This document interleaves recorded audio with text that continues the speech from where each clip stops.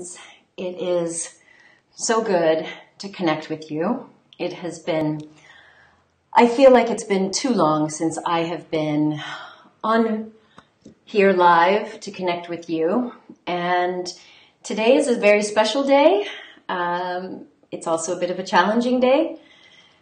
Many of my very dear and close friends know that this has been one of the hardest, just the hardest days in my world lately. What can I say? While everyone else was celebrating this week, thinking about good old Valentine's Day, it hasn't exactly been the happiest week for me, I'll be honest.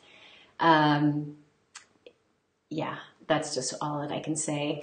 And I feel more compelled than ever to let you know that you matter. Your presence is a gift and your absence is felt. So for those of you who have been hiding or silent or suffering in silence, you need to know that we do feel you when you're gone. We can feel that there is a hole when you're not around. And this week I got some very sad news because I lost a very dear friend of mine, Dr. Tedford, who co-founded the National Professionals Network 26 years ago. And Dr. T had a huge, huge impact. He had a huge heart, a huge soul, and also a huge amount of suffering. And I don't really even think he came to terms with the impact that he had on just, my God, like thousands of people over the course of his career and just around the world, and people who he touched through his cruises. But I know that over the last few years, as happens in business and marketplaces, they change. And unfortunately, Dr. T lost hope, as do so many people when we are so heavily invested in our entrepreneurial babies that we have blinders on and we can't see any way out. I've been talking a lot about resilience, and adaptability is one of those top traits of highly resilient people. But doing something different, changing careers, like I've done, I've definitely, changing from a medical doctor to a media personality to a light worker, activator, healer, publisher. It can be really scary. When you change a career, change countries, change relationships, it can be scary as hell. And the fear that we experience when we go outside of our comfort zone is often what holds so many of us back. I can attest to that personally. We can really be held hostage by our fear and feel like we're not even able to take action on our dreams and maybe even our destinies. And Dr. T, as we called him, he heard me sing and he encouraged me to sing all along the way, even though he had major superstars performing at his events. Like, it was cool because with the National Professional Network's cruises, it was for these high-end CEOs and business people and doctors to get continuing education while cruising. So, we did work and get our continuing education, but he always made it entertaining and hired the top-notch talent from Patti LaBelle, Phil Flowers, the Latin Queen of Soul, Marichel, Gary Granger, Jared on sax, and like so many more just kick-ass performers. And the last time that I talked to Dr. T, he was, as always, encouraging me. He was a big cheerleader of mine, and he told me that he would have me sing at one of his upcoming events. So, yeah. Besides fear, comparison is another thing that holds us back. And some of the people in my tribe know I have been guilty of this. I have not been singing as much as I believe I have been directed to. I used to compare myself, to the greats. I'm a jazz singer, so Sarah Vaughan was always one of my idols. And then when I met the beautiful Marichel, she's the Latin queen of soul, I was just like, she's amazing. She's got the stage performance, she's gorgeous, got a beautiful heart, and her voice. So I was like, why would I sing? She's here. But it was,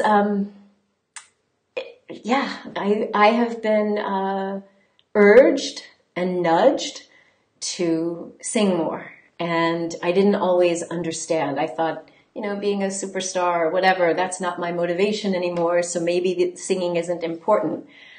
But this week I was talking to a very dear friend of mine, Kitty Waters. We'll just call her Kate for now. She teaches a course called Do Your Dharma. And we've had a lot of talks over the years about Dharma. I am truly committed to this path of living my destiny. I don't want to be anything deviated from what my soul is on this planet to do. And as I was telling Kitty about Dr. T's passing, I didn't even know she was into this, but she said she could feel his presence. And then I heard him say to me, you have to sing. And it was kind of tough because this message has been coming loud and clear for the last couple of years. And like many of us who hear some sort of a calling, this call onto the hero's journey, I have refused it for years. I've said no, due to fear, due to comparing myself, but Dr. T, he told me that I can't do it anymore. So here we are. I have to thank as well Paul Luftenegger, a very dear friend of mine, who is a musician, singer, songwriter, and promoter of conscious music. Because even he stepped out of his comfort zone last year and told me messages he was getting, channeled messages. And he's in both of these books, Life After Trauma and Magic and Miracles. And he sent me this message about needing to sing, and he introduced me to this beautiful soul, Bruce Cryer, who shared his story of kind of getting back into singing, and it really just touched me. And so this week, it's like all the signs I've been getting, including when I was in India, Paul and I and several other people, Sister Dr. Jenna, we were in India, and one morning I got up and I was in this meditation dome, and I'm hoping to have some spiritual awakening. I'm in India on the mountaintop. And so I went in there and I was like, okay, come on, God, what have you got for me? Give me some message. And it was about music. And I was like, wait, what? What? I was expecting something about souls and karma. So the long and short of it is, also last weekend on Sunday, my dear friend Nick Haynes from the 5 Institute, who hosts these amazing webinars on what the 5 elements of Chinese medicine, the 5 elements of Chinese philosophy, what they mean to us each year. And as we passed into the new year of the Earth Pig, everything that's been going on in this last 12-year cycle has been leading me to this. So it was one of these really scary things that I guess I can no longer deny. I can no longer hide from it. I feel like there does come a point for us when you can no longer hide from your destiny. And I'm at that point. So, in honor of Dr. William Tedford, I'm going to do my best to get through this. It may or may not happen, but since I am committed to living my truth and living my destiny, and 2019 is all about amassing, harvesting all of who you are, past and present, and really stepping into the highest expression of who you are called to be, I have to do that as well. I have to live the example. So, without further ado, this is a song that I felt like is perfect. Maybe it's a day late, but that's life. My funny Valentine, sweet comic Valentine, you make me smile with my heart. Your looks are laughable, unphotographable, and yet you're my favorite work of art. Is your figure less than Greek? Is your mouth a little weak when you open it to speak? Are you smart? Well, don't change a hair for me. Not if you care for me.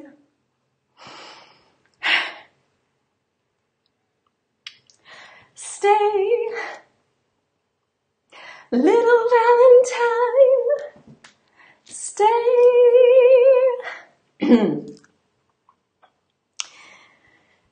Each day is Valentine's.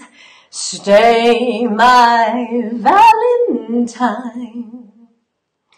Each day is Valentine's Day. I knew I wouldn't get through it. But anyway, I did it. Voila. Thank you guys. You guys are so sweet. So, that was for Dr. T. May he rest in peace. And, yeah, I pray that his next assignment is still filled with love, light, and music. And I pray less suffering for him. Yeah, thank you guys. I appreciate you so much. Thank you for all of your kind comments. You guys are sweet. Anyway, I just want to remind us, thank you, my dear Solveig. I want to remind all of us that we are all love and light, and we humans are so much more resilient than we give ourselves credit for being.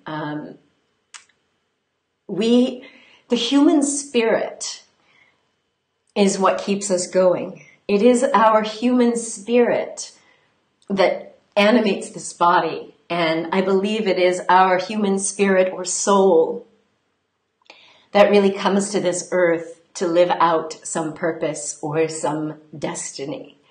And being cloaked in this earth suit and taking on this ego that makes us forget that we are divine, that we are connected. We're connected to everything on earth and beyond earth and in the heavens and the stars. And I just want to remind us all that we can pick ourselves up and start again, whether we've lost a loved one, lost in business, lost a child, lost our health, your spirit cannot lose its true vitality and purpose. Yes, the vessel that we carry around is going to have issues. It's the nature of having a human body. You know, we have issues. We have health challenges. Sometimes we have mood challenges. And it can be very, very easy for us to lose hope. And I know that because I've been there. You know, I'm getting ready for my third TEDx, and I wanted it to be all like inspirational. I wanted to come out with something huge. But this idea about how do we pick ourselves up again and find hope when we've lost it has just been drilling into me. And as I started writing it, I kept coming back to this message around suicide. And I thought, that's really dark. I wanted to do a really light TEDx. And one of my VIP clients was actually with me the moment I got the news about Dr. Tedford. I don't know if you've seen his book. Rob Goddard in the UK wrote a great little book, From Suicide to Success. And so all day long, I was talking to him about his TED Talk and how we're going to bring him out as a global luminary. And I was asking him, how is it that 10 years ago, when you were at that lowest point, and he had lost everything multiple times in his life, to just understand how can we give people a message of hope? And the only thing I can say is I know how it feels when you've lost hope and when you feel like you don't want to go on. And particularly if you've had depression or anxiety, it completely warps our thinking. I mean, in psychology, we call them cognitive distortions. Like you literally don't think straight. So this feeling of being trapped, of not being able to see a way out, the distorted thoughts that we have that somehow our loved ones would be better off if we weren't here, or just the pain is so great that we feel like the only relief would be to no longer be on the earth. Like I know how that feels. And yet, despite having my own suicidal thoughts for many years, I'm still here. And so are so many other wonderful people, particularly in this book, Life After Trauma, many people who survived suicide and or their loved ones. So I say all of that to say we have to remember who we really are. That when this earth experience gets heavy, you cannot suffer in silence. And I know I've been guilty of it. We have to reach out. We have to lean on the positive people around us because we're in this together. I started this by saying that you matter. Your presence is a gift to us. We each have a role to play. We're like these puzzle pieces. And if you're not here, we will miss you. We will feel it. You've got to know that you have a place here. And so if you're suffering, if you're hurting, then reach out. We have an entirely free movement, the Real Self-Love movement, that you can join. If you're a Facebook person, we have a private group here on Facebook where you can reach out and get support, or you can visit realself.love. And it's all about these free resources and free ability to connect with people so that you don't have to feel like you're totally alone, because you're not meant to be here alone. None of us are meant to be here alone, and it doesn't take away from your strength. It doesn't take away from your amazingness. The one thing I've learned by finally coming out about my own depression and anxiety was I was afraid people would think I was weak.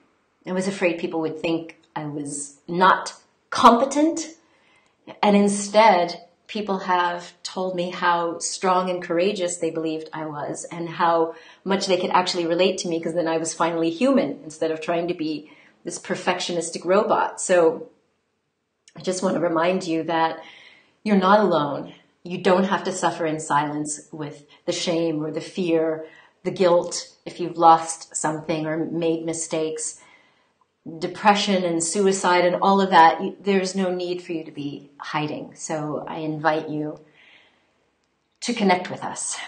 And the last thing I'll say is I am currently working on a book to help people really learn these 10 traits of resilience that I learned since I was at my most low and dark suicidal place.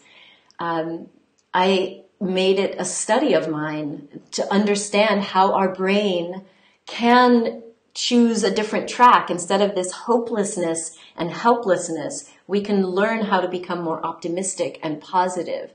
And there are literally 10 traits. There are 10 traits that make up the highly resilient person. And the good news is that we can learn them.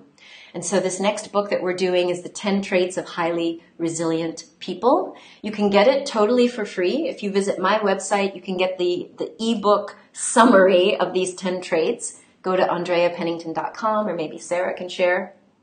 But if you want that book just to see a summary of those 10 traits, they're all things that we can build. And one of those key traits is leaning into and relying upon positive relationships. So I get it. Sometimes you don't want to tell people if you've got stuff going on. You don't need that. You don't want to go into pity parties. But leaning into positive relationships so that you're not alone is a huge part of building resilience. And that was something that Dr. T wasn't willing to do. He had multiple phone calls and invitations to not even talk about how to rebuild the business, just to get out of that loop of negativity. And perhaps if he had taken up some of the offers, maybe he would still be here. So anyway, if you want to be notified of when that book is done, just get the ebook summary and we'll announce it. And if you have a story of resilience, of how you've built up one of these top 10 traits, then I would love to hear from you, because this is a group book. We're inviting authors to contribute stories, just like we've done in some of these other books, like Time to Rise, Turning Points, Life After Trauma, and Magic and Miracles. So each author can contribute a story that can describe how did you make it through. Because I feel like I may have my own way through, but there are so many ways for us to reclaim that sense of purpose in life. So that's it. Thank you for being here. Thank you for supporting me. I thank all of those kind friends of mine who knew what I was going through this week. Thank you for supporting me. For any of you who've been emailing or calling me and I didn't call you back, now you understand why. I just had to process. But one of the things I have definitely made a commitment, and I've voiced it. You know, this is a big thing about reclaiming a sense of purpose and hope in life. It's about making a decision, number one, to say, okay, some way, somehow I'm going to do this. And whether it's picking up the phone, calling a suicide hotline, calling some accountability partner, do it. And then it's about creating a new vision. Because one of the things that happens when we're depressed, when we lose hope, is we lose vision. We think that we're stuck in that prison of whatever. And you've got to create a new inspiring vision for your life that can draw you forward towards something where your spirit can revive the body. It's our soul that can keep us alive. And I knew I had to sing today because of the fear. I've done a lot of amazing things, and some of them people think are scary, like being on stage or being on TV. That stuff doesn't scare me. But I have overcome by doing it, and I want to help other people do that as well. So who knows what's going to come next? I know I have some beautiful people to sing with. I am writing music. So from Richard Tyler to Bruce Cryer to Paul Luftenegger to my friend Marichel, who's now on this side of the pond in Barcelona. I know that music has always been what keeps me feeling sane, and now it is front and center on my plate, a list of things to do. Even this week, just waking up, having music in my head, writing new songs. So stay tuned. That's all I can say. I will continue to write books and be on TV and podcasts and stages and invite you to workshops and retreats. But you will also be hearing me sing as well. So I'm sending you much, much, much love and respect and peace from the French Riviera. And I look forward to connecting with you again soon. So just remember, my friends, you truly are a gift to this world. So share your presence with passion. Much love.